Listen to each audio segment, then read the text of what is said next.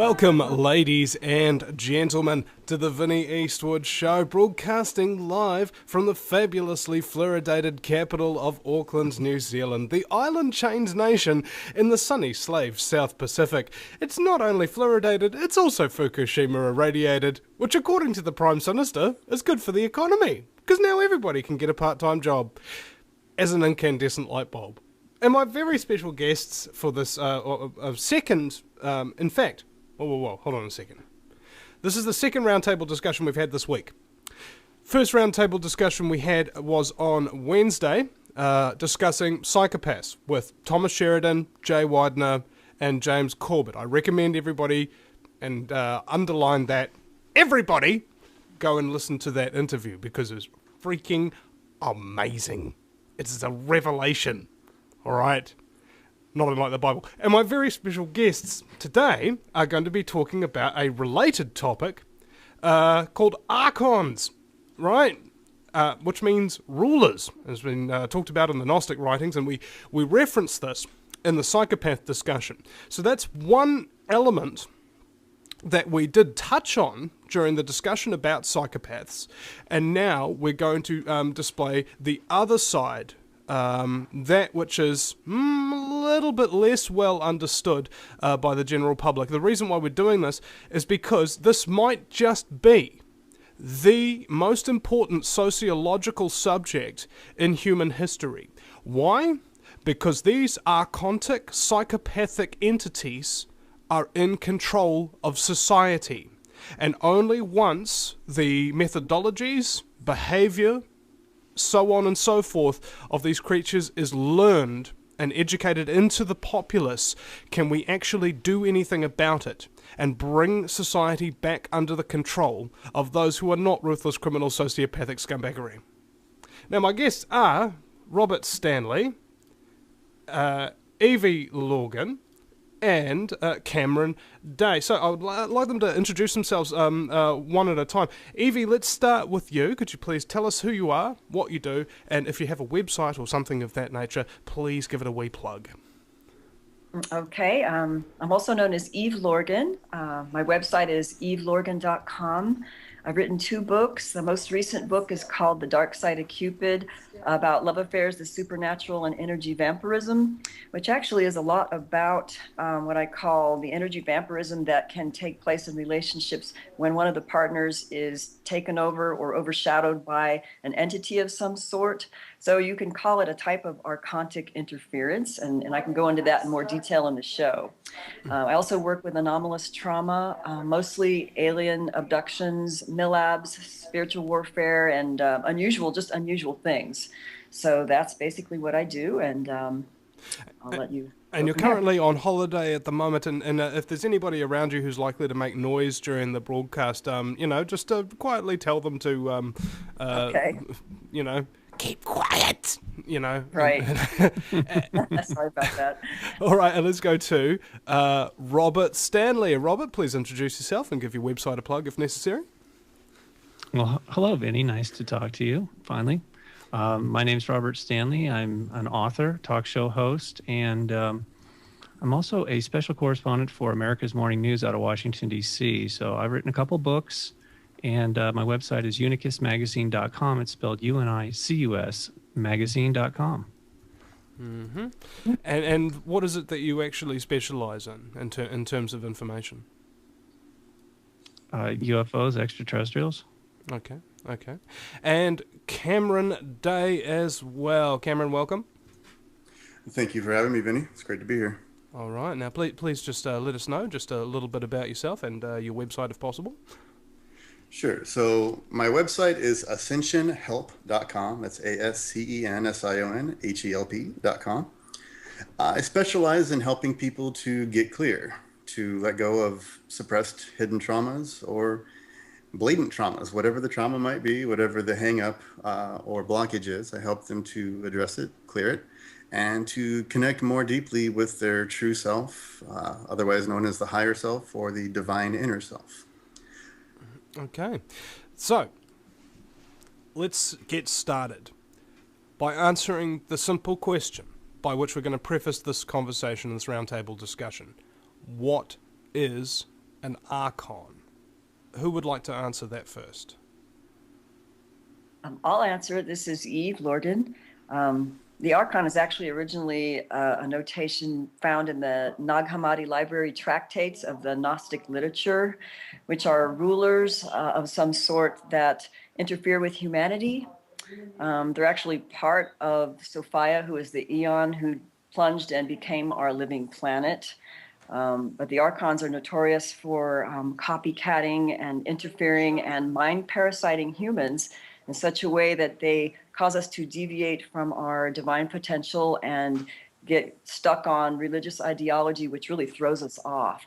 So really one of the main, signatures of the Archons is religious ideology and certain kinds of mind patterns. So this is really apparent in psychopaths, and what I see with what I call the hosted and possessed or partially possessed individuals that do energy vampirism. So that's really a short end of it. So maybe somebody else might have a comment about what their view is on Archons. Robert, I'd like to hear what your take is on this. Sure. I have an article with photographs of one specific type of Archon that seems to be misidentified by other researchers in the field.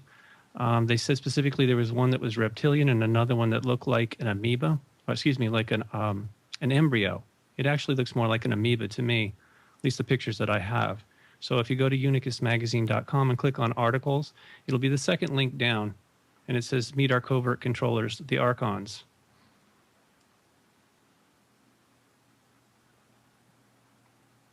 So did they have an actual physical presence, or is this an ethereal entity that we're dealing with here, a non-physical entity?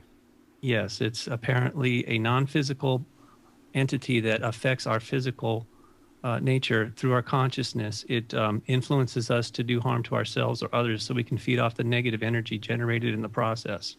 So it actually has a sort of like a nutritional requirement in that regard. It needs negative energy to survive, whereas that's the antithesis to humanity, who needs positive energy to survive, correct? Right. It's parasitic. It is a parasite amoebas are technically considered a parasite, a genus of parasite. And just briefly, I wanted to share something with you I found recently, which actually confirms what I've suspected for a while, is Sir Fred Hoyle. He was an astronomer, astrophysicist at the Royal Astronomical Society. In 1971, he said that human beings are simply pawns in the game of alien minds that control our every move. They're everywhere in the sky and on the sea and in the earth. It's not an alien intelligence from another planet. It's actually from another universe, which entered ours at the very beginning and has been controlling all that has happened since. So I don't think I've been saying they're not from here, and they're just trying to survive. So this is why they do what they do, and they're becoming exposed more and more as we talk about this and show the pictures of them. It's really apparent that evil is an infection that is affecting a lot of people, obviously, and that's why we're having this conversation. Now, one of the discussions we had with psychopaths yesterday is that they all agreed, the panelists agreed, that this is this is capable of infecting people. Now, I wondered, and this is my question: is the physical presence of an Archon required for the infection, or is it possible that it can be digitally transcribed? An Archon could be a radio show host or something of that nature and actually infect its audience. Well, a lot of people, and including extraterrestrials, are infected, whether they know it or not, and therefore they are affecting people around them, you see. So even if some of these amoeba-like entities attach themselves, let's just say to me, then I can in turn have an effect on people around me, which causes them to generate, like I said, I'm either hurting myself or others around me, and that generates the food that they feed off. You know, the movie The Matrix was probably the best metaphor for what's going on here. And like I said, these things probably came, in my opinion, came from outside our universe, and once they got here, they had to survive. So they figured a way to feed off of negative energy generated by us. Yeah, there's a picture of one. That's an infrared picture from the 1950s, I believe. Yeah. Well, I'm putting these pictures back on the television. Those in the radio audience, unfortunately, you won't be able to see what we're looking at here. But essentially, what we are viewing is, as you said, it looks like a sort of a floating bacteria in the background. How exactly does it attach? Because this would imply that it actually is not just a non-physical entity, that it actually does have a physical presence. And all physical entities, as far as I know, have they have nutritional requirements or environmental factors. Like, do you know what their weaknesses are? You know, would they be poisoned by arsenic like we would, or would they be poisoned by cyanide or something of that nature? Or are these things considered nutrients to these creatures? Not that I know of. Like I said, as far as I know, all they feed off of is negative energy coming out of our body in the form of a specific frequency of light. Our bodies are constantly emitting light. The DNA actually emits light. But when we're damaged or traumatized, we actually emit a different frequency of light. I guess William Reich was familiar with this, and so he called it orgon or DOR.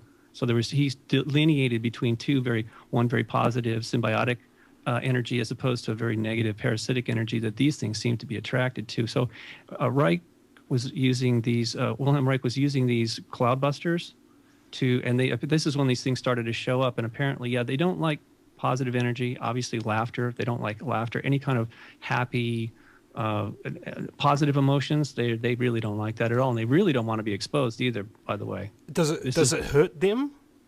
Well, I don't know if they have feelings in that regard. I think it scares them because they're really just on a survival mode, in my opinion.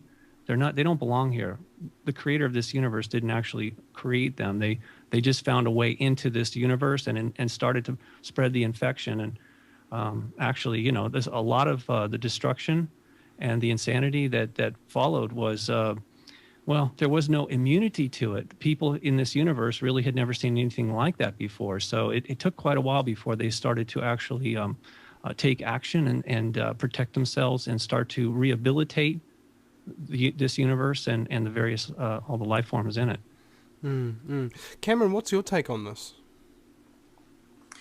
Well, to answer your question in a little more detail about their nutrient needs, they do feed on energy. They're in a plane or an energetic density that's slightly more refined than ours. But when you're in that density, you still have a perceived physicality.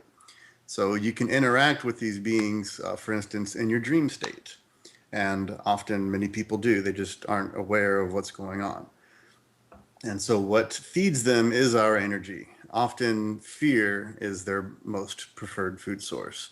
Because when we're afraid, we're literally leaking our power. And we're usually giving that power to someone else. So that gives them a bit of dominance over us. Can I perform an analogy here? I presume you're familiar with sun gazing. There's certain people who are capable of staring into the sun, usually in the morning when it's not quite strong enough, and the amount of photons that come through the iris are actually capable of sending an electric charge along the optic nerve and indeed fuel the body without the need for ingesting and converting liquids or foods. And so, in essence, they survive via the emission of light.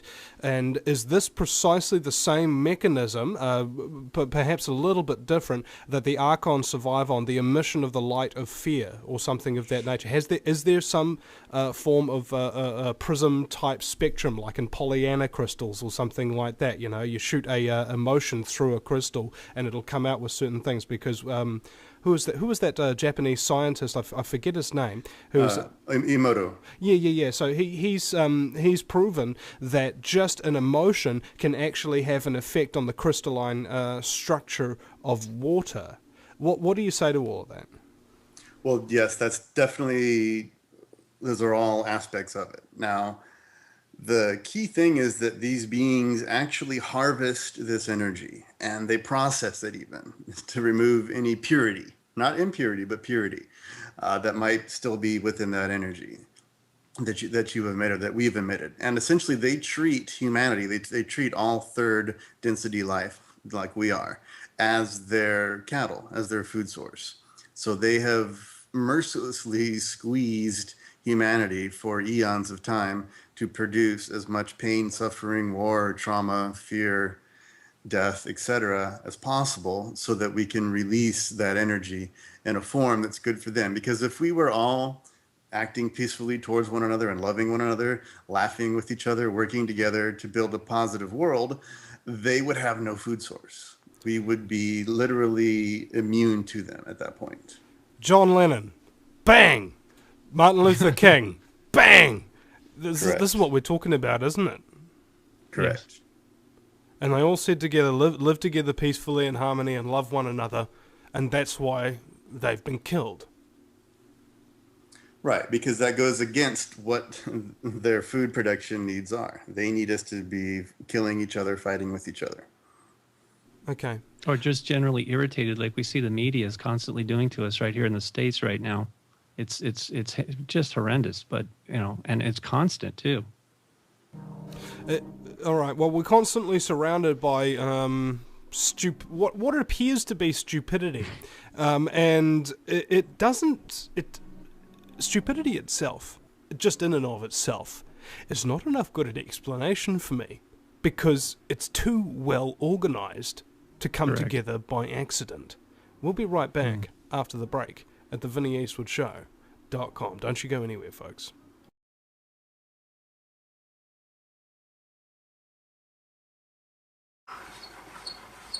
No matter where you live, globalism affects you. Did you know that the Vinny Eastwood Show has more subscribers than New Zealand Herald TV and is New Zealand's most popular YouTube news channel, where warm-hearted humour and a list of awesome guests talk about crucial issues which the mainstream media ignore? A show where you, the listener, can phone up with questions, comments and suggestions of guests. Vinny is building a hub to connect truthers with raw information they need to become active. He can help you gain further skills such as website building, producing audio and video, and creating revenue streams in your own multimedia environment. Because Vinny supports such a wide range of people in the truth movement, he is not government or corporate backed and relies entirely on your donations. Give now, give generously, or subscribe for $10 a month for access to ad-free video archives. Just visit the VinnyEastwoodShow.com and click donate. Welcome back, ladies and gentlemen, to the Vinny Eastwood Show. We're broadcasting live on American Freedom Radio 5 days a week from 5 till 7 Central. That's 3 till 5 Pacific. Excuse. 6 till 8 p.m. Eastern Standard Time. If you happen to be in Greenwich Mean Time, it is 11 till 8 o'clock in the morning, so that's good for conspiracy theorists who are generally up all night freaking out about them being exterminated by ruthless criminal sociopathic scumbaggery. And in New Zealand, if you have a job, we are broadcasting live from 10 a.m. till midday, so wear your headphones and keep it secret from your boss, because bosses generally don't like this kind of talk, because it doesn't bow to authority, which has no justification.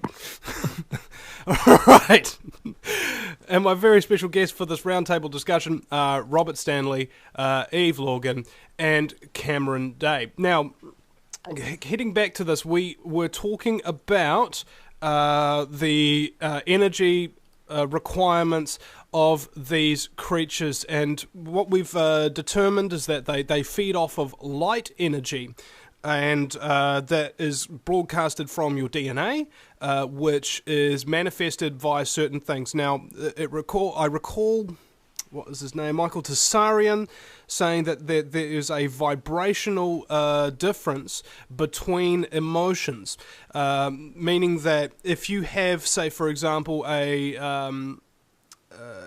waveform, so if it's bumping up and down, you know, you've seen those little things with audio files and things like that. Some of them are really jutty, and they come out like really fast and hard, sort of like dance music, doop doop doop doop doop.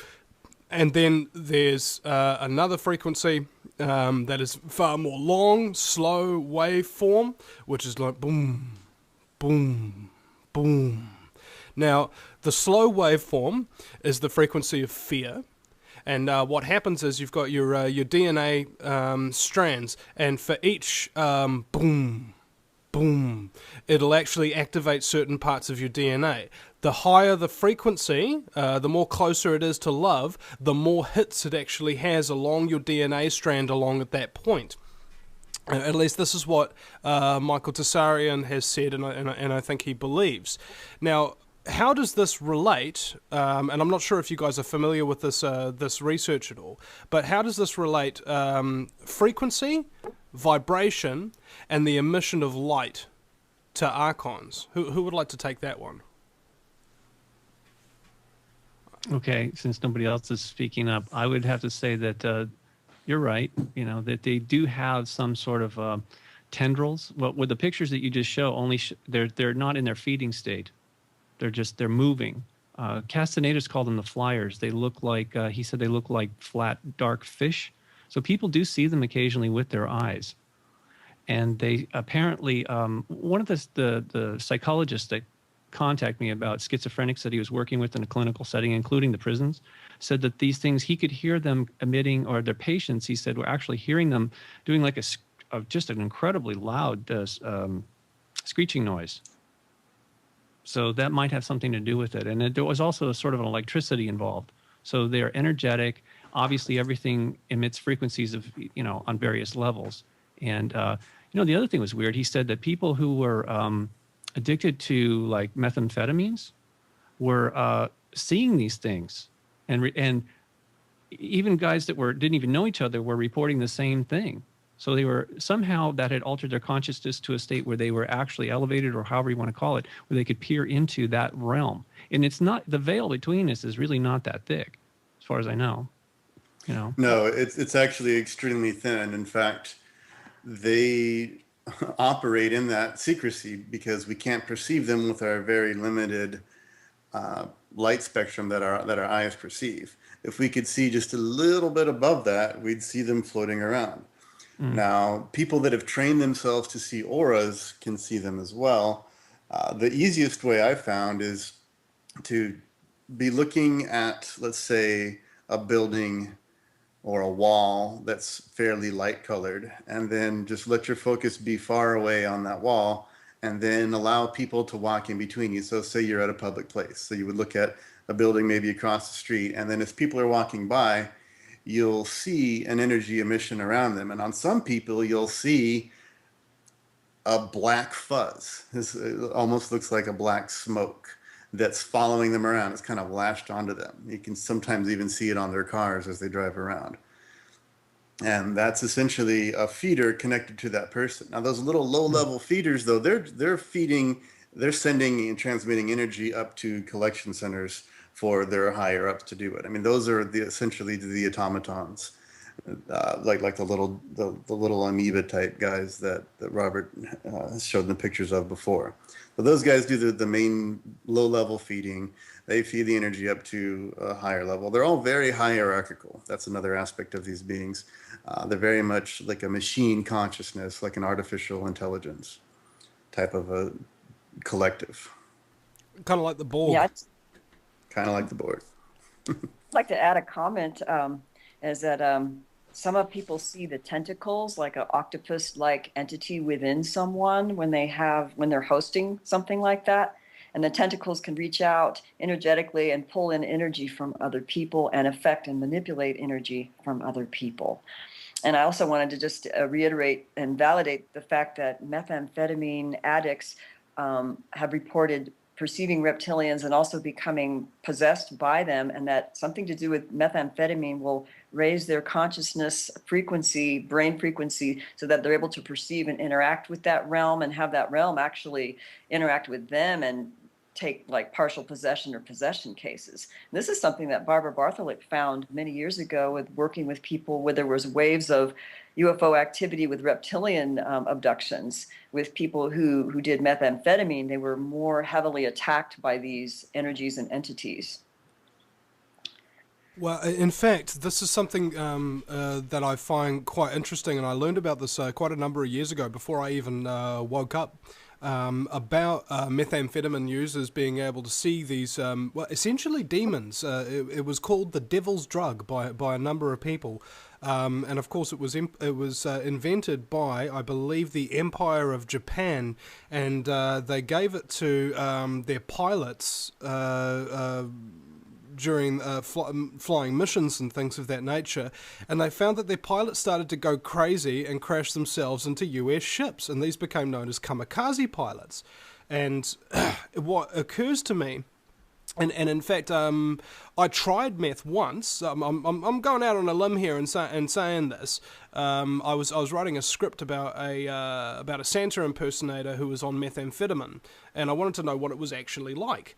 And but I didn't want to do it so that I would get addicted. So I decided to do it with somebody who was really badly addicted and actually in a real bad state because of it. He was injecting, and he proceeded to tell me crazy things, completely and utterly insane things, that there's 11 dimensions of reality and he's the only one on Earth that can perceive all of them correctly, that he had the Auckland's chief of police, drug squad and Satan locked in his basement with surgical tools to see who would come out on top. You know, his knees were juddering so strongly that the fridge in the kitchen was literally rocking back and forth kind of thing. And the reason why I decided to do it with him is because I would be able to see instantly where I would go had this become a habit for me. I only wanted to try it for once in terms of the research, and this became perhaps one of my early awakening experiences of just how bad this drug really is for people. Ironically enough, it was the most calming and soothing experience for me that I've actually ever had in my life. I'm normally thinking about 11, 12, 13 different things all at the same time, you know, like a rogue star emitting sunspots or whatever. And it got compressed to a singularity. And what I found interesting about that is because it's compressed to a singularity, it means that you can only really focus on one thing at a time. And I think that's possibly the reason why these people go so completely insane, is because if you've only got one train of thought and you're not able to correct or incorporate other things within it, if you start going down a wrong path, there's nothing to stop you. Or you may have been having, like with people that take Ritalin, it's not for everybody, but people that are diagnosed as allegedly having ADD, they can't focus on anything till they take the drug, which is an amphetamine, and it helps them to focus. So everybody's different in that regard. But so I'm just saying maybe that was the reaction you were having. Well, there was that. I tried Ritalin as well when I was in university. Somebody gave me a Ritalin pill. And I took it, and I went to work. And unlike meth, instead of actually feeling kind of peace and calm, I felt nothing. It was like everything that I was gone. I had no smiles. I had no thoughts. It was like I was a zombie. Well, a lot of people who never tried that again. A lot of people on Prozac say that or Zoloft, they say that's pretty much the same thing. It's sort of effectively chemically lobotomizing them, cutting off their emotions. Some people say it's like wearing a wetsuit. You know, you can't feel the water. You know, it's like that.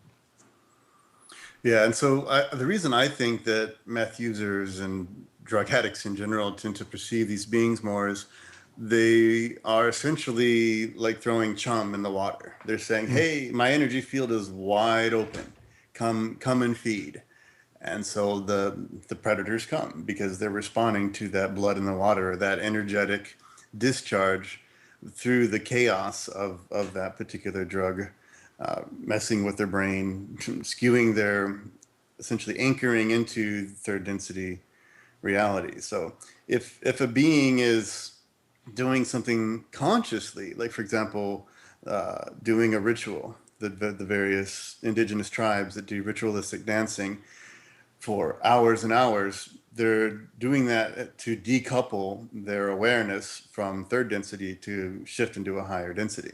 But they're doing it in a very conscious way so that they can bring back wisdom and information. But if somebody is doing it without awareness and consciousness, they're simply saying, hey, I'm wide open, come and feed. And it's a form of abuse. Like I said before, hurt yourself or others. And it will generate this level of energy that they're looking for, they feed off of. And as Cameron was saying, they harvest it on some level, sort of like bees, you know.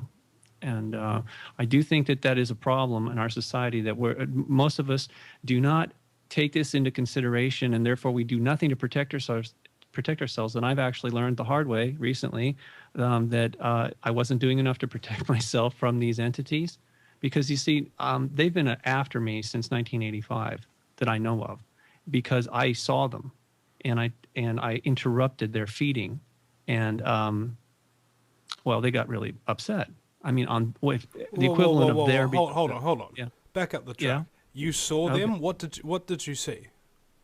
What they, to me, the analogy I would be drawing, I saw them in my mind's eye, okay, because there was a boy who was bleeding to death at the beach where I was working security in Malibu, and as I was in the room assisting him and his grandparents, first of all, somehow I knew the boy was hearing voices as I was talking to his grandmother. He's in the bedroom bleeding to death. I called the paramedics, told them, you have to get here. This is a life or death situation. You have to get here right now. And fortunately, he lived. But the bottom line is, while I was in that room where the trauma occurred, he actually ran into a sliding glass door face first and smashed the whole thing open with his face. And it wasn't safety glass either. It sliced his whole face open.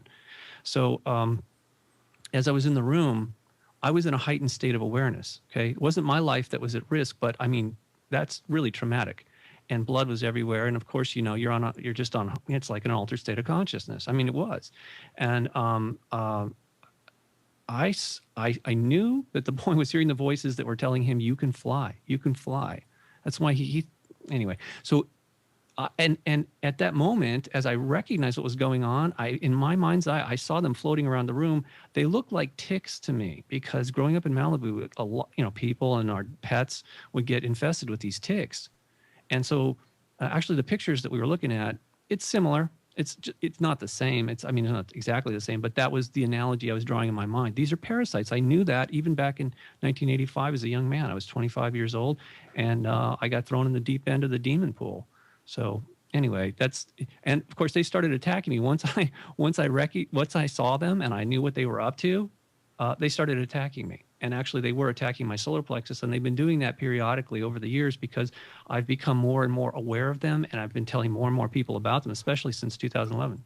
Define attack. Oh wait, in fact, we don't have time. We're coming to break here. When we come back, I want to actually explore that a little further about how they actually attack you, and also during the other psychopath discussion, one thing all the panelists also agreed on: not only are these creatures infectious, but you can't fight them, and the only way to actually deal with them is to run. We'll be right back after the break at the VinnyEastwoodShow.com. Don't you go anywhere, folks.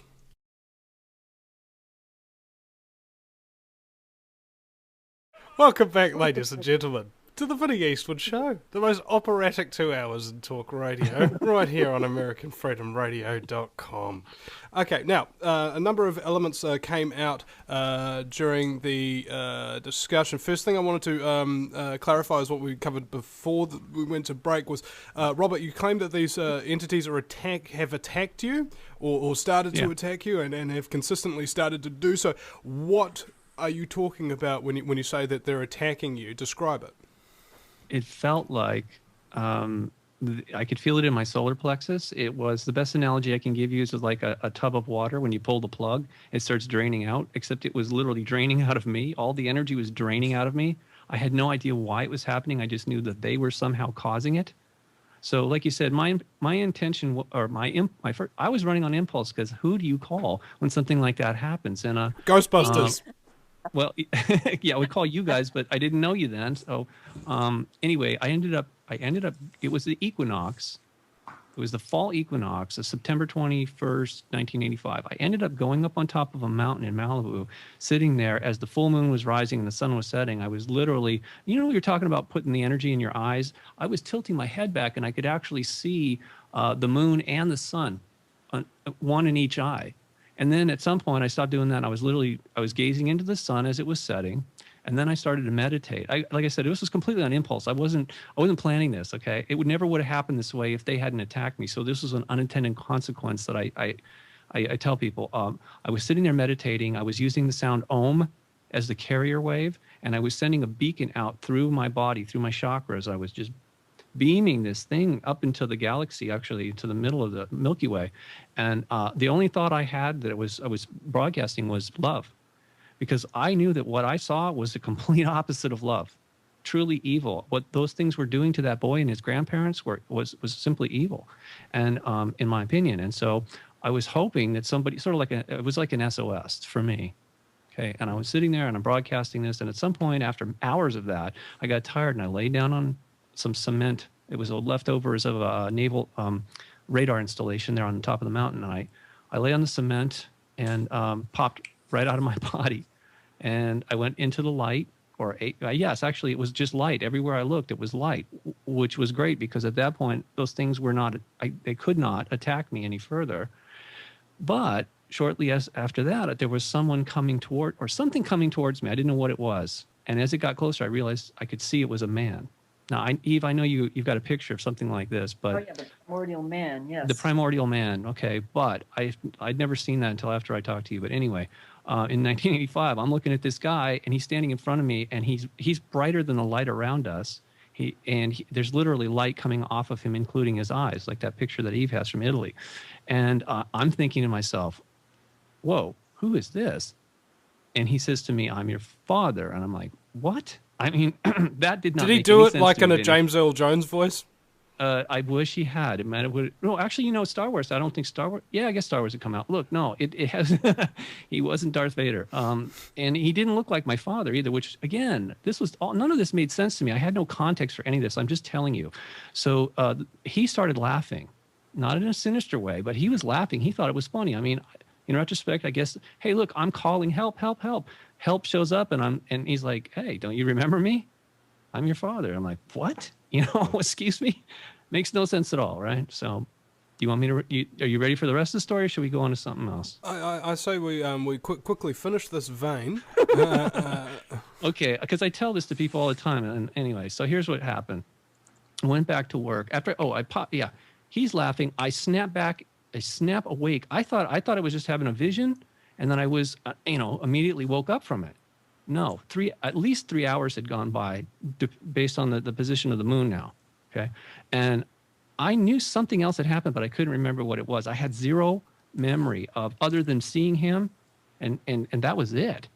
But so I went back to work the next morning. I go to the house and I checked just to see if the boy's still alive. I was very worried. I thought he could have died in the ambulance. So I go over there, talk to the grandparents. They're like, yeah, he lost a lot of blood, had over 300 stitches in his face, but he's going to live. I'm like, oh, okay, good. And then I gave him this message. And I really couldn't understand why I said this. You can heal the scars on his face, but unless you heal the scars on his soul, this will happen again. Now, lately, I'm starting to have some weird, vague memory of actually going back there with this guy who said he's my father. I think we actually visited him in another dimension, and we did work to get rid of the parasites. But at that point, that's when I saw the scars on his soul, and there was nothing I could do about it. Apparently, this guy with me couldn't do it or wouldn't do it either, and that's why I was compelled to deliver that message. I mean, with deep conviction. By the way, there's nothing religious about it. I was just stating as a matter of fact. And even afterwards, I'm like, why did I say that? Those poor people, and now he just survived a life-threatening event. Now I'm telling him they got to heal the scars on his soul. I mean, it just didn't make any sense to me at the time. Okay. No. No. Well, see, actually, we were talking about sexual trauma and getting rid of that yesterday. Yes. And indeed, this was something that came up, is that it scars you on the inside, not just physically, but it actually is a penetrating force on your very soul, and it leaves an imprint. And it is possible to heal that, except it requires extraordinary love and empathy and intense sharing, and the sharing has to go both ways. It's like your love and empathy for somebody else can actually be replicated, transmuted, and then pushed aside and then absorbed by other people, much like psychopathic scumbaggery can. But on a positive level, you're right. That's exactly. very well said. Now this reminds me as well. So, have you ever seen the Robert Rodriguez film From Dusk Till Dawn, where a bunch of criminals with I think it's Quentin Tarantino and George Clooney.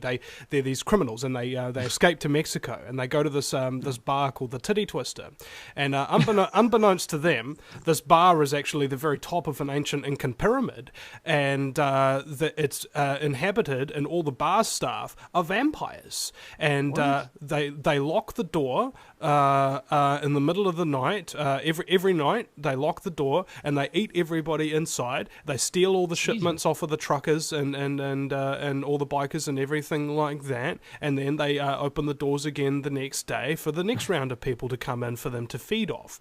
Oh my God. Now, during one of the climaxes of the film where they were locked in a room about to come out and try and attack these vampires, one of them is a preacher who's lost his faith.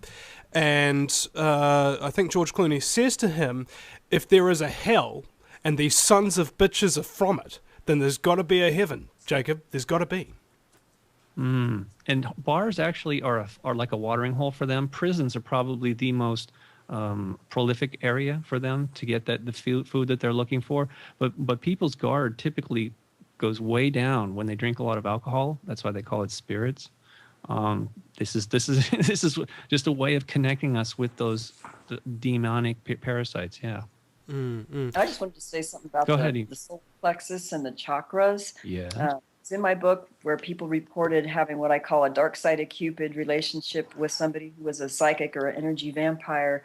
A lot of times their complaints had to do with solar plexus having unusual sensations, or the entity was latching on their solar plexus, sometimes the back of their heart or their neck or the genitals.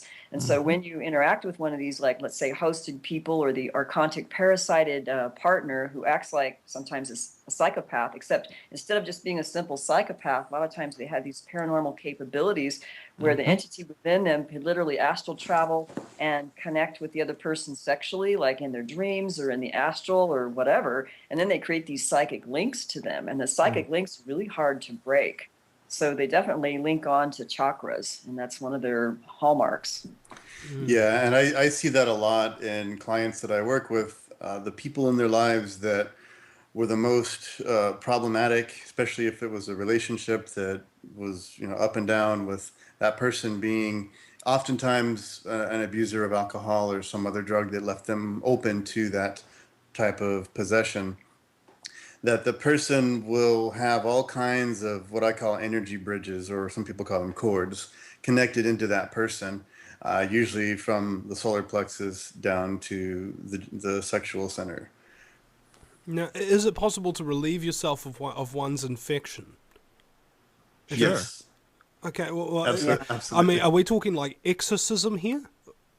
No, it's really a matter of, first of all, acknowledging there's a problem, right? Kind of like Alcoholics Anonymous. You have to acknowledge that you're being messed with and manipulated, and perhaps even serving these beings. And then you have to start clearing whatever traumas are in your soul, whatever pain is lurking that hasn't been healed. Get through that process. It takes a while too, and just keep chipping away at it. And the more clear you get, the more you can connect with your higher self or your divine inner self and live from that space. And then when these beings attempt to manipulate you, you'll be able to recognize sooner and sooner their presence and their energy. And you simply tell them, I'm not going to play your game. Go away. Another trick I've learned is to say, I am sovereign. I am sovereign. I am sovereign. So be it. And they don't like that because they don't want you to be sovereign. Well, that's kind of like the government in a lot of ways. All right. Well, okay, all as right. above, so below, right? Yeah. And as far as I'm concerned, people who work for the government and these high levels of power are so beneath the rest of us. Hence, as above, they're so below us. We'll be right back after the break, ladies and gentlemen, at the VinnyEastwoodShow.com. We want to get into this even more intensely because there are some that believe that there is a war coming, a spiritual war, and we'd best be armed to the teeth. And we'll see if we can find out from our panel here what kind of weapons that you can employ to protect yourself from infection and also to take the fight to the enemy. Back in a minute.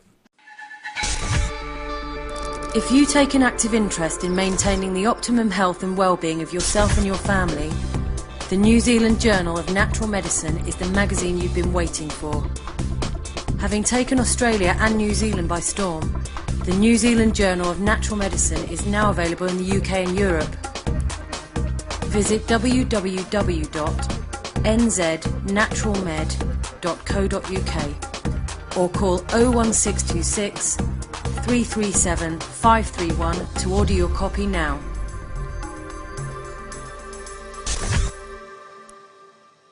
Welcome back, ladies and gentlemen. It is now hour number 2 of the fastest 2 hours in talk radio, the Vinny Eastwood Show. It's the lighter side of genocide because in a world so full of chaos and madness, narcotic infection, if you lose your sense of humour, you'll go frickin' nuts.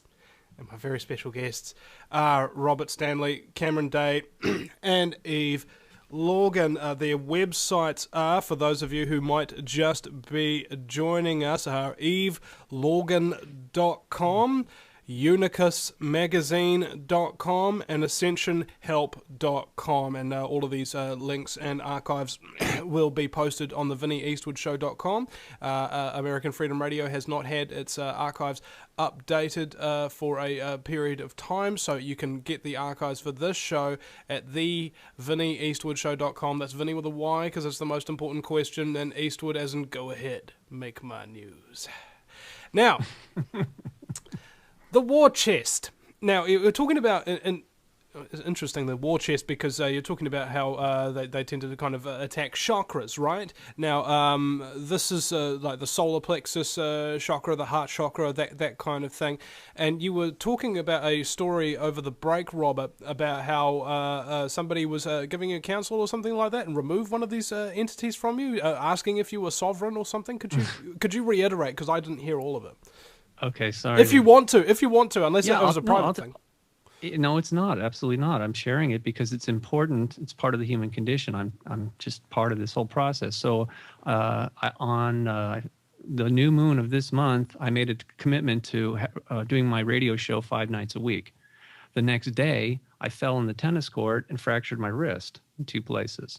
And it was not fun. It was because I felt so tired. Mentally, I was alert, but my body, my feet wouldn't move, and I was getting frustrated. So I just kind of thrust myself on the, my upper body went, and my feet didn't follow. And the next thing I know, I'm on the ground in agony. So a couple days later, I went to see the bone surgeon, and he says, you got a 50% chance of not needing surgery. Just be a good boy. I'm like, okay, fine. So I go home. I did the show that night with a psychic surgeon from the UK. And at some point in the show, I'm talking to him, and I said, would you scan me remotely and see if I'm fine? I didn't tell him I'd broken my wrist, but I wanted to see what he would say. And he says, look, okay, I want you to ask yourself a question 3 times. Am I sovereign? So I did it 3 times. And on the 3rd time, I got a no. And I said, whoa, wait a minute. Can I do it again? He said, sure, no problem. So I did it again, and I got the no. And I said, okay, I'm getting a no. And he says, well, that would explain this dark blob that's hovering over you with a tendril attached to your solar plexus. And I said, oh, God, can you please remove it? And he said, not a problem. So he went through whatever he did. And I have been feeling much better since then because the thing's been draining my energy. Now, like I said, they go out of their way to attack me or anybody who is exposing them or making their life difficult. Their survival. They feel their survival's threatened, like an animal that's cornered. Well, they're going to get extra vicious. They focus it, And actually, this infection, the best analogy I can give people is like a dog that has rabies. It goes from a loving, obedient, pet to now a severe problem because of the parasite. It becomes vicious, and you can't communicate with it, right? So that's partially what's going on with humans.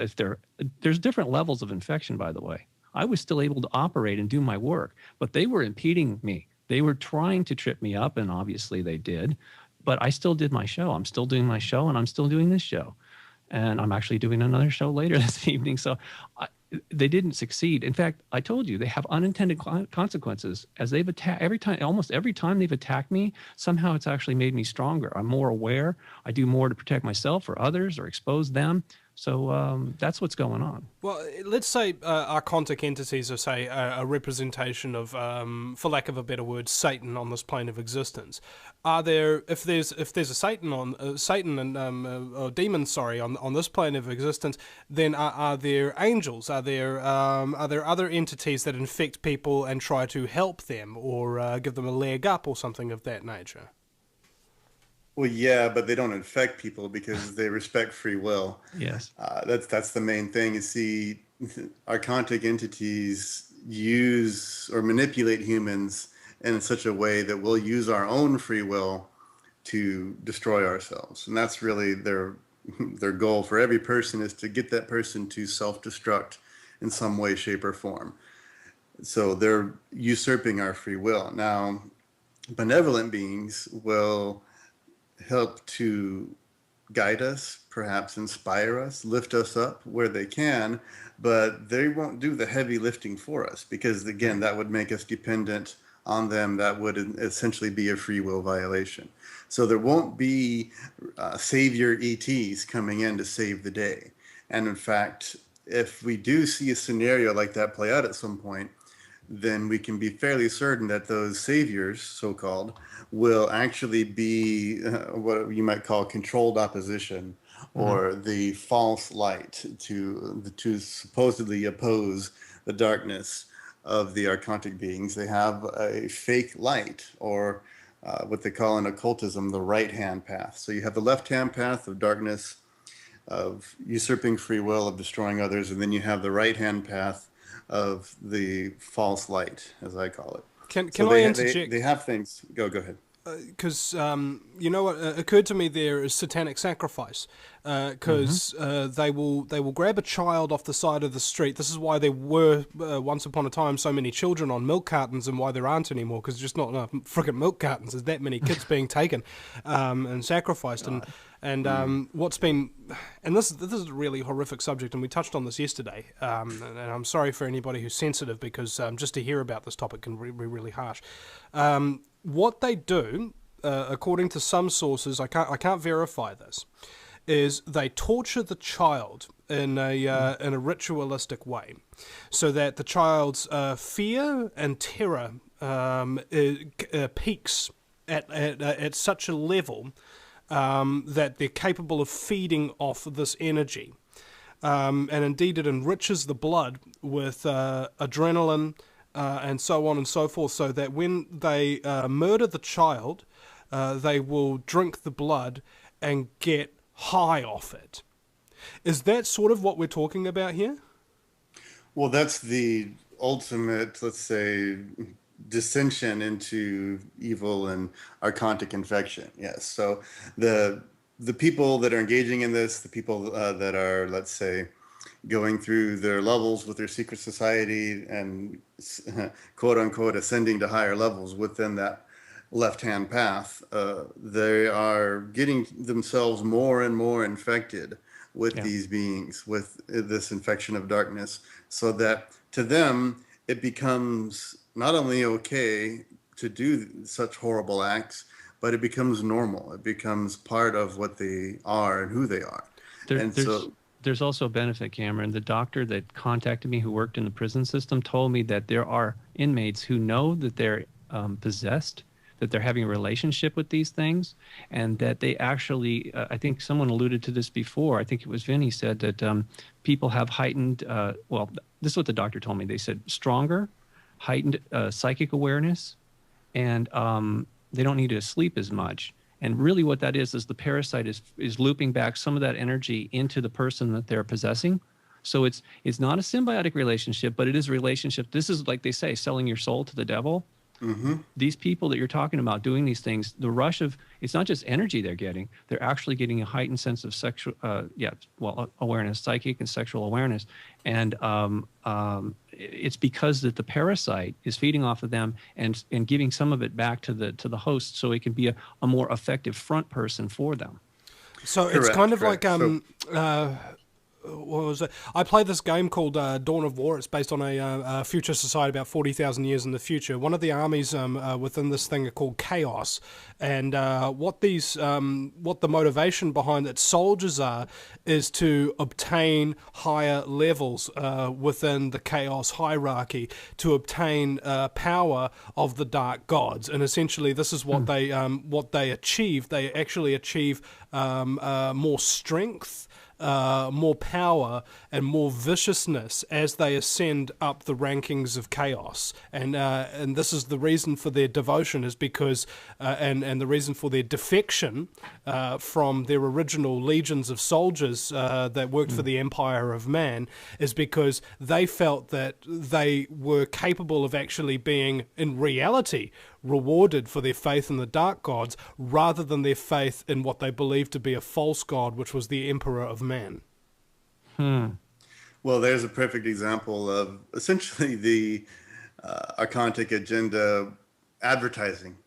Yeah. for recruiting. Itself. Yeah. Absolutely. That's the recruitment tool. That's a way to indoctrinate people into thinking that, oh yeah, well, you know, if I can sell my soul, well, I'm not really using that. You know, if I can get some power out of the deal, sure, I'll go for it. Now, incidentally, the symbol of the Empire of Man, which are allegedly the good guys in this scenario, is a two-headed eagle, which is the symbol of the 33rd degree of Freemasonry. And Whistleblower has come out, James Wright, in fact, I was speaking with him last night, saying that once you obtain the 33rd degree, he said it is guaranteed that you are open and quite likely demon-possessed at that point. Oh, well, it starts a lot sooner than that. But yes, it does. He says that at the 33rd, that's when it's guaranteed that you are. There's no turning back. There's no turning back. That's when you're fully possessed. Anybody beneath that, there's a possibility of turning back, but not once you reach the 33rd degree. Look, okay. Well, since you brought it up, Cameron, Cameron, I haven't shared this with you yet, but one of the things I found out about the jinn is that Solomon had employed them, and he'd somehow contained them, sort of like, you know, the legend of you put a genie in a bottle. Right. Somehow Solomon was into magic, if you recall, right? So he found some way to contain these jinn in a bottle or container, and I once drank gin that was contained in a bottle. Now, Vinny, you got to be serious for just a moment with me. Okay, I'm sorry. The punchline is this, if you have to have one. Solomon is famous in Masonic circles for building his temple, right? Except he didn't build it. In the lore, there's this mythical figure named Hiram Abiff, who was murdered by two thugs who were trying to get the secret of how he built the temple without a hammer or nails. Are you familiar with this? You heard this story? No. Okay, so if you're an initiate, they're saying you become Hiram Abiff, and you're going to learn the secret of how he built the temple, how Hiram Abiff. Well, Hiram Abiff never existed. It's just a front. Actually, as I said, what I found out recently is that Solomon used the jinn, and they built the temple. They manifested this for him. It's one of the reasons it fell, because everything they do is unsustainable. It's parasitic / predatory. It's not symbiotic. It's not sustainable. There's an organic equivalent to this. It's actually cancer. Cancer, via its makeup, would actually live forever if it didn't kill the host. Correct, because the cells keep dividing and dividing and dividing. Unlike somatic cells in our body, you're right, they don't. Stem cells are the only ones that actually keep replicating infinitely. So you're right. Something's been switched off. Here's, geez, if you can indulge me for a minute. This is my understanding of the backstory of humanity, that originally this was a perfect universe. And at some point, some of our ancestors literally ventured out of this universe through some sort of Stargate or wormhole. They were warned not to go, but they did it anyway, thinking they would be fine. Once they got there, they went mad. I know now that what had happened is that they literally became infested, and then when they got back, they were absolutely insane, and they went on a spree, just a rampage. They became the scourge, and they started to spread the infection, and they literally destroyed entire solar systems. And in fact, when they came to this solar system, it was a paradise. All life in especially this world, it was a perfect biosphere. All life was just gigantic. Even a dragonfly had a 6-foot wingspan, right? People lived to be very long. They were peaceful. There was no war or disease up until the time that the fallen ones came. They destroyed this planet, and they killed millions of people, and they enslaved whoever they could capture, and whatever DNA they could capture, they manipulated. So this whole thing about the Sumerian gods, they were actually false gods in the sense that they had descended into darkness, and all they wanted was a slave species that would serve them. So they don't create, they only manipulate. And that's the problem. They've been here for thousands of years. And they lie to us. They can't tell the truth either, and they can't come out of the closet, so to speak. And if they do, like we were saying earlier, I think Cameron mentioned, if you see this coming suddenly, like the Vatican has been intimating that they want to make nice with aliens and that they may actually be free of sin, well, they better prove it. They better have some proof of this, because my whole thing, if you've ever followed my research of Washington D.C., somebody's been coming. UFOs, extraterrestrials have been in Washington D.C. for a long time, and they're manipulating things from behind the scenes. This is where the story of The Exorcist actually comes from. It's a boy who was possessed in 1948. He was a 13-year-old boy. The Vatican had to intervene, and there was multiple exorcisms performed on the boy in Washington D.C. and Chicago until he was clear. But was he clear? I mean, they're obviously, all the exorcisms they're doing are not working. They're actually on the rise. The number of them is on the rise, so they're completely ineffective. Can I interject? Go ahead. Because there are many within the Christian movement who believe that the beast, as referred to in the Bible, actually is the Vatican. So if they're attempting on that basis, and it may or may not be true, but on that basis, if they're actually performing exorcisms, maybe they're actually simply trying to give more power to these entities that they truly worship. Well, in the 60s, their lead exorcist, Father Gabriel Amorth, had said that Satan had infiltrated the Vatican at that time. I mean, I don't know. But he has recently come out and said that that these things are the frequency of exorcisms is on the rise. And yet, sort of like the pedophilia that's going on, it's being largely ignored by the Vatican. And that disturbs me. I find that very disturbing indeed. I think the signature of the Archons is patriarchal dominator religions, which the Vatican is a clear example of. It's part of the problem. All right, well, we'll be right back after the break, ladies and... This is going really fast. We've already been here for like nearly an hour and 20 minutes, and it's just... Back in a minute, ladies and gentlemen. Don't you go anywhere. You might miss it. Welcome back, ladies and gentlemen, to the Vinny Eastwood Show. Okay, we're going to spend the last two segments talking about defensive and offensive tactics against the archontic entities. We have a list of words here, and we're going to have to go through them really quickly in order to cover them. I think we might not even get to the end of the list. Okay, first is shielding. Who would like to take that one up?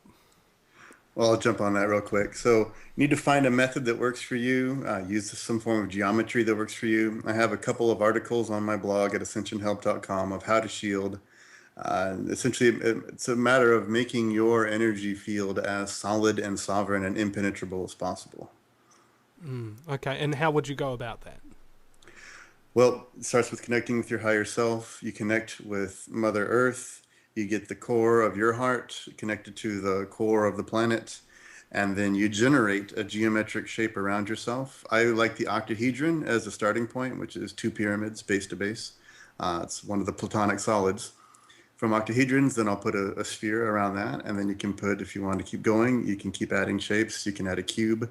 You can keep going in layers. It depends on how fancy you want to get, but at the very base level, you want to at least be visualizing a golden sphere of light around yourself, and declare that you are sovereign within that field. Like a circle of protection based on faith, not entirely dissimilar from how a Christian believes that Jesus will save them, kind of thing. Sure. Okay. Well, I'll tell you the difference though, is if you're always looking for someone else to save you, you can never save yourself. And that's not a good thing. It's not a good thing because what I was trying to tell you before, we're all gods in a state of becoming. We're all seeds of light. Our souls are seeds of light. And this is just one of an infinite number of universes that were born out of very mature seeds of light. It's an organic process. It's a holographic fractal. Sorry to interrupt. Go ahead. And that's what we mean by obtaining the higher self. Now, the word sovereign. Who'd like to talk on that? In fact, we already covered that, didn't we, earlier? Okay, next word is love. Eve, would you like to weigh in here?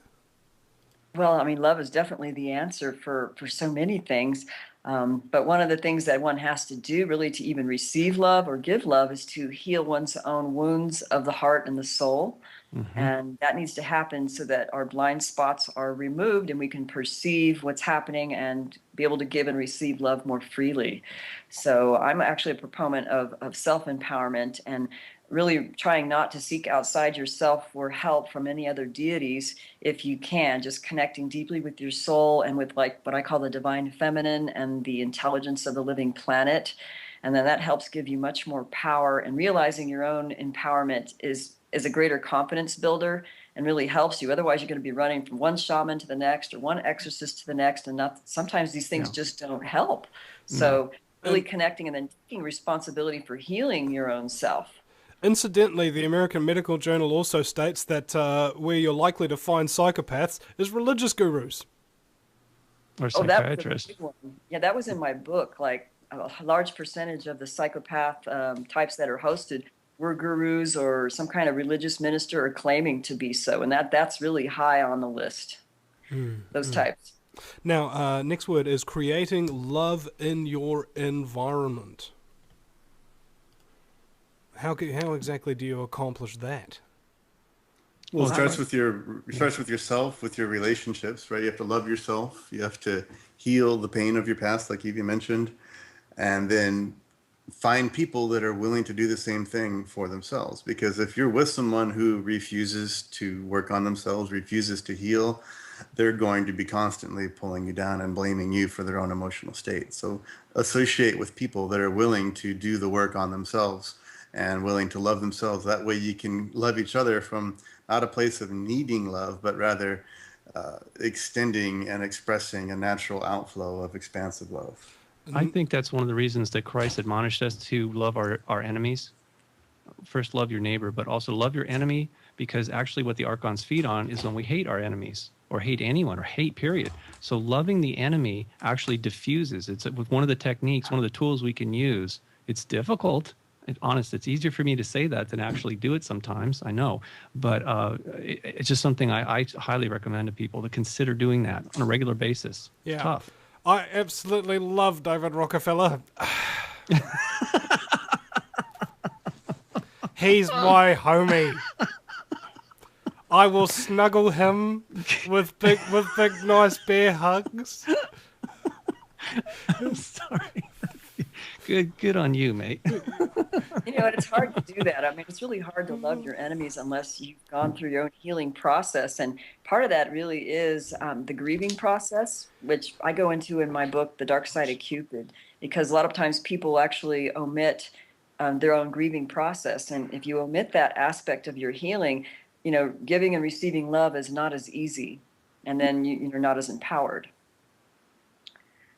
Now, also, this means, of course, loving thy enemy isn't necessarily about approaching them and trying to help them and things like that. It's just about sort of just having that that love for them, just saying, you know, that's fine, you know, I love you anyway, and so on and so forth.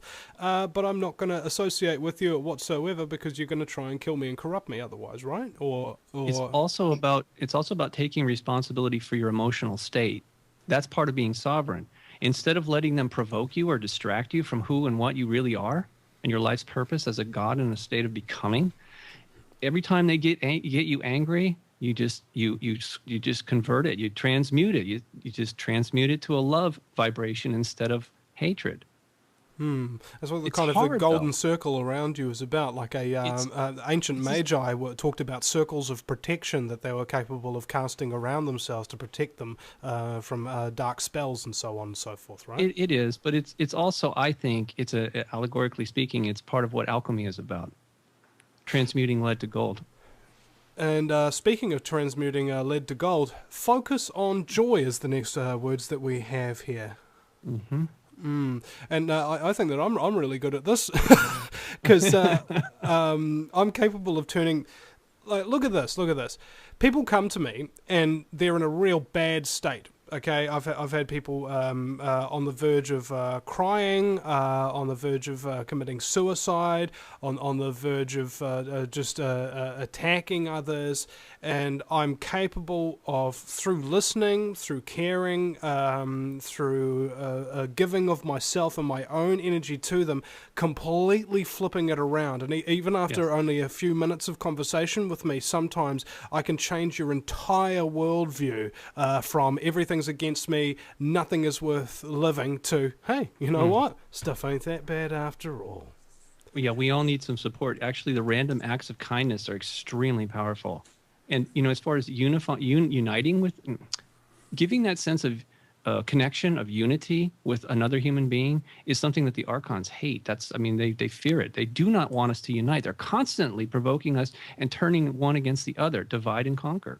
Yeah, that's so true. The support and the community and empathic communication is really important, and that helps so much. Just to have someone to talk Eve, to. can you clarify as well, because this is part of the divine feminine, isn't it? Well, yes, it's connecting and relationship and community and support and, the sacredness of life, and really valuing those things in our community and our relationships, which has really been thrown out the window in a rushed Western society. It's people are not connecting with one another anymore. They're staying on their cell phones or their TV or their computer, and they're not really connecting one-on-one, speaking the truth and compassionately communicating.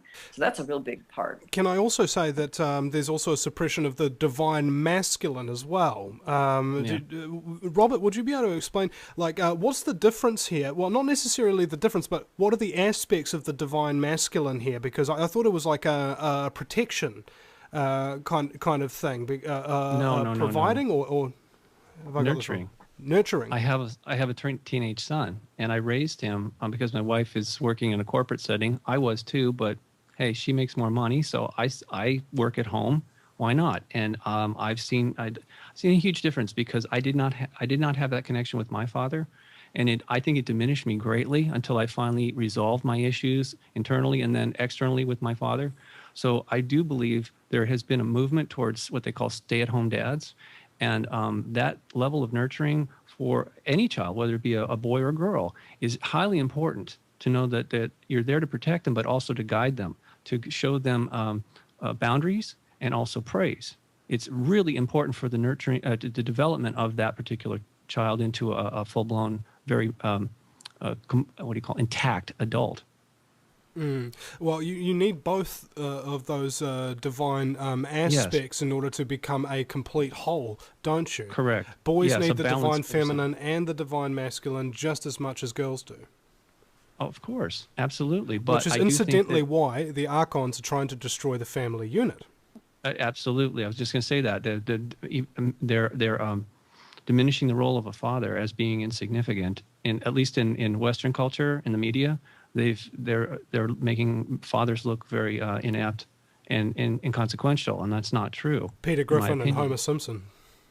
Absolutely. No, actually, Family Guy, because I'm in Rhode Island. I see that characterization. I used to think that was a cartoon until I moved here. It's actually a documentary. Sorry to say. Sorry, folks. Rhode Island, New Englanders, love you guys. It's my new home, but wow, there's a lot of strangeness going on here. So, yeah. Anyway. All right. Hence the talking dogs on a leash. Incidentally. Yes. Now. Yeah. Right. Most of them wear New York City police uniforms. Now, next word we have on the list is connect to nature. And Cameron, I'd like your perspective on this, because you've actually moved into the woods.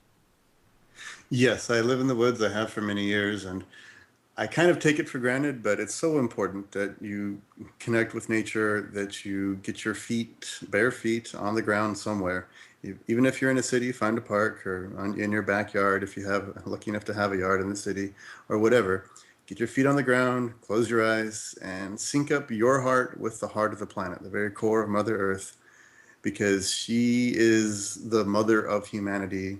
She is an incredibly powerful being. And when you can listen to her, she'll help you. She will guide you. She will give you insight. She will strengthen your energy field so you'll be less susceptible to ankle biter intrusions. Sorry, I call the Archons ankle biters because calling them Archon gives them, I think, a little too much authority. So I like to laugh at them, call them ankle biters, tease them a bit. It helps to kind of burst their bubble. But when you're connecting with Mother Earth, she will strengthen you against any form of opposition. And indeed, part of the mechanism for this is to turn off your fracking cell phone, get away from cell phone towers, EMF radiation. And indeed, those of you who are listening online or watching this on YouTube, you can go to my YouTube channel, Mr. News Guerrilla Media, and watch the interview with Paul Waddell, Waddell. He's one of only 3 people in New Zealand who's qualified to test for EMF radiation, and the amount of information that he disclosed during that program about the effects of this on your body is absolutely startling. Okay, and this is coming from a radio show host like me who hears every day about how we're being penetrated by ruthless criminal sociopaths and how they're trying to hatch their schemes to exterminate us. And he made me freak out all over again, like I'd never heard it before. So facing your own shadow is next. Eve, do you want to take that one? Oh, yes. Well, that's absolutely true, because our own shadow is really our own unhealed wounds from the past, and it could even be former lifetimes. And that stays in the subconscious, and then it projects outward. So whenever there's pain that's not being addressed or not conscious, then that will be projected out and creating a weakness and a blank spot in our perception, so that, these entities and beings could attack us. So really facing our own darkness is a really big way of dealing with it, and really loving ourselves and loving and healing that part of ourselves. So and that's really important. And one thing that helps with that is our next word here: getting out of bad relationships. Absolutely. You have to set boundaries against those who are harmful to relating in a healthy, harmonious way, and really set firm boundaries. You just can't allow that, which means, sometimes isolating yourself and healing in nature until you get back involved in relationships. And you have to be strong enough in yourself and your own connection with nature before you get involved with others sometimes, just to build that strength again. Okay, and forgiveness. This is another one, and we only have one more word left, and we've got 2 minutes. We might have actually covered all of these defensive mechanisms in a segment. That's good. Robert, what about forgiveness? It's one of the toughest, I find, but it's one of the most profoundly healing things that you can do. I mean, you have to be genuine about it. Forgive yourself first. That's how I did it. Start with forgiving yourself first, and then work genuinely. Forgive yourself, and then you can start forgiving others. And what it does is it just drops a lot of the baggage that we tend to carry around, and which drains our energy and weakens us. And last one here: apologies. Archons, psychopaths, not only don't apologize, they can't. No, they always justify their actions or blame others. And, one of the things I was saying on the break that you didn't hear, Vinny, is some people have accused me of saying, you know what, all you're doing is creating a scapegoat for bad behavior. And I say, no, I'm actually saying that we have to be even more responsible for our emotional state and our actions, because we know, as awake beings, we know the real game here. So it's incumbent upon us and anybody who's awake to actually take more responsibility. Greater responsibility is placed on us once you know what's really going on here. Now, this is also a way that you can identify these creatures within your midst. If they've done something to you and you ask them to apologize and they don't, that's a big, big red flag. May not be 100% kind of, I can just suddenly write them off as a psychopath. But if they've never apologized to you for anything, ever, always blame somebody else. Always say that it's, oh, I'm sorry that you feel that way about it, and put it back on you. Then it's becoming a heck of a lot clearer, and a whole bunch of people in my circle of friends suddenly come to mind for some reason. We'll be right back after the break at the VinnyEastwoodShow.com. Welcome back, ladies and gentlemen, to the Vinny Eastwood Show, broadcasting live on AmericanFreedomRadio.com. And by the way, I've got to give big ups, to my board op, and in fact, the board op at American Freedom Radio at the moment. Have the fading in and out of the show today, the ad breaks, and even off air. He has shown remarkable talent, skill, and discipline that you would expect from a producer of the highest caliber. And I just big ups, respect, salute, and whatnot for that, bro. Wicked job. It's been full on professional today, by all means and standards. Now, we only have one more segment left, only a few minutes, so. We kind of want to open this up to sort of closing statements, wisdom, philosophy, something important, something personal, something meaningful. I don't know what anybody's going to say with such an open-ended question, and because the talent in this room is such, I think it would be impossible for me to know what you're going to say, and hence why I'm asking the question, because I want to know the answer. So, ladies first. Yeah. I'll just go ahead and shoot. Is that what's worked for me in my life is really actually working on thinking more positive and doing my own healing work, connecting with the divine feminine, and really tuning into love, a lot of love and bliss that's been entering my life through connecting with the earth. And when I can maintain that state and stay in that frequency with friends and relationships, I feel much more protected. I'm also able to help my clients better. So really maintaining that level of beingness certainly helps. Mm-hmm. Go ahead, Cameron. Well, I'm going to say... By the way, don't feel like you need to cut yourself short or anything. You know, we've got a number of minutes that you can speak each. Okay. So I'm going to say to get to know who you really are, get rid of who you think you are, because that's not really you. That's just an identity that you formed in this life, a conception of yourself based on a limited understanding, based on being born in a state of amnesia. So work on getting rid, or at least paring down, that false identity so that the real you can emerge, so that you can understand who and what you really are, so that you can understand that you are a sovereign, powerful being, and that you're here for a specific purpose, and that you are in partnership with, you are in an ecstatic dance with this beautiful planet. You are part of her, you are emanating from her, and you are part of the solution to this problem, to the Archontic dilemma. Human beings are action takers. We are the ones that will take the action that will eventually result in the removal of these beings from, let's say, the universe as we perceive it to be. So get deep into yourself, find all of the blocks that are preventing you from knowing who you are, find all of the stored frozen emotions that are locked in the subconscious, take your power back from them, reclaim that energy, so that you can be unified, whole, sovereign, and loving. And loving yourself, then turn that love around, love those around you, set your healthy boundaries. If someone is a taker of your energy, cut them off. Do it lovingly, but set that boundary.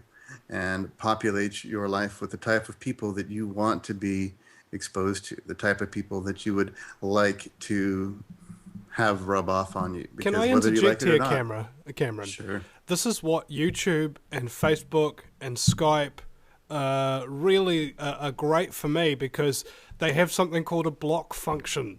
Somebody comes in, they're sucking your energy, they're insulting you, they're being a douchebag. Block! And you never hear from them again. Oh, bless it. Right. Now, unfortunately, you can't always block the trolls in your real life quite so easily, but nonetheless, you still should set that healthy boundary. Just tell them, look, this isn't working out. I need a break. And maybe that break will last a little while. Maybe it'll be permanent, but either way, I need a break from you. And just put it out there. You know, the worst that can happen is that they're going to psychically bombard you. But if you know a few techniques, I give quite a few techniques away at ascensionhelp.com. So you can go there and make those part of your energetic maintenance packet, if you will. And also that last segment. Maintain your energy. That's really important. You know, keep your energy clear, keep yourself focused, and don't let the haters drag you down. Also, I think that last segment, I'm going to put that in as a short clip, because those are all the techniques that we could really come up with off the top of our heads of how to deal with these creatures. Robert. Yes, it's important for us. It's very important for us to realize who we are, why we're here, and where we're going. And that's what I was saying before. The process of creation is holographic fractal. And the example I use is you can hold an entire oak tree in your hand in the form of an acorn. When you place it in the ground, it becomes a mighty oak tree that eventually, when it's mature enough, it drops thousands of acorns. Now, not every one of those acorns will develop into a tree, but they could, right? And that's the analogy I use for our souls. We are all seeds of light. And we were born when a particular mature soul left its parent universe, moved off into space, which I believe is infinite, and it bloomed. And in that blooming process, everything in this universe was born, including us. This is the thing about a hologram. You can break it again and again and again, and it always has this pattern of energy or information repeating itself again and again, infinitely. Each time it's a little different, sort of like a snowflake. Each one is different, but it's still a snowflake. Well, that's true for our souls. We are seeds of light. We are gods in a state of becoming. And our consciousness is key to all this, because consciousness is primary, despite what we're being taught or lied to about there is no designer, there is no consciousness. It sort of just randomly occurs, right? It's a mutation. It's all mutants. We're all mutants. But in fact, consciousness is primary. Our ability to visualize or conceive things in the mind, it's not a process of the brain. It's part of our soul. Our soul is actually consciousness, energy, and matter. We don't always project ourselves into a body, but we are always an intelligent living energy. So actually everything, it turns out, is consciousness, energy, and matter, which is the same thing in different phase states or vibratory rates. Just like a drop of water can be a solid, liquid, or gas, consciousness can be consciousness, pure consciousness, energy, or matter.